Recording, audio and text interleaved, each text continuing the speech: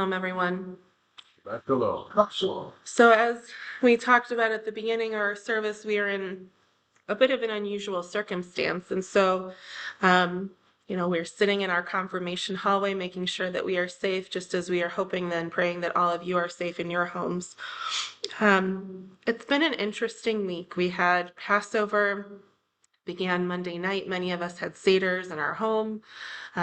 And then we had a Seder at Temple for those of us who joined. It was a really wonderful event. We had about 200, a few more than 200 people here, right, Nate? Yeah. Over 200 people. It was a really incredible opportunity to be together, to celebrate into community, and to help ask the questions. One of the things that I've been thinking about most about Passover and in this season is that it is really a holiday of questions. It's a holiday that while there are so many complexities and we have within us our own maybe different kinds of questions, and finding the ways to answer those questions is complex because we wonder about the meaning of freedom in this moment when people are held hostage.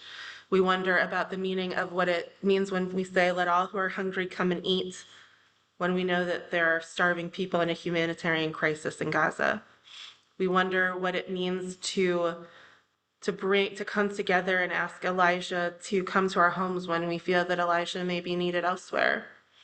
We wonder what it means to stay next year in Jerusalem when we don't know what Jerusalem is or will be in a year's time.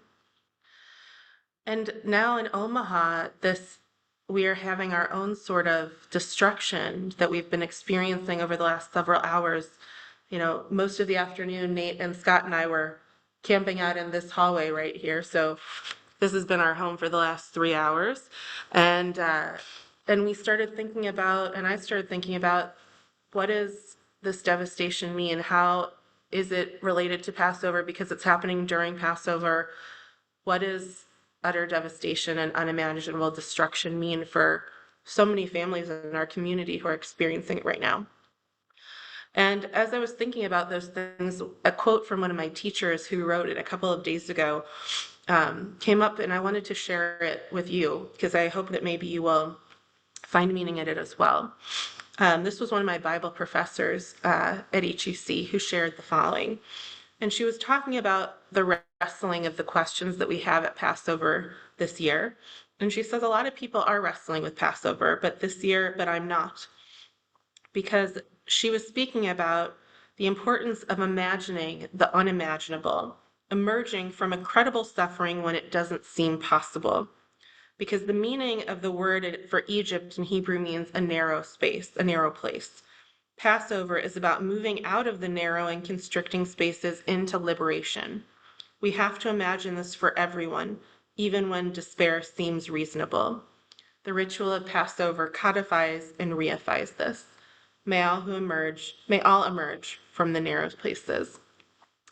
And I feel that we are entering into yet a new piece of despair and unimaginable circumstances for so many people in Omaha in this moment. I'm sure that you all have seen the images and videos the same as we were looking at this afternoon of the utter devastation of some of the places in our community.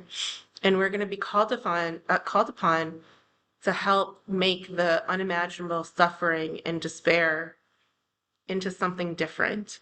And we're going to pray and to hope that whatever it is that we're dealing with in this moment, be it bigger existential questions about our own lives, about the life of our community, that we can all take this time of Passover and learn how to emerge and work towards emerging from those narrow spaces into a place of expansiveness. Shabbat shalom. Shabbat shalom. I'm going to go ahead and reshare my screen.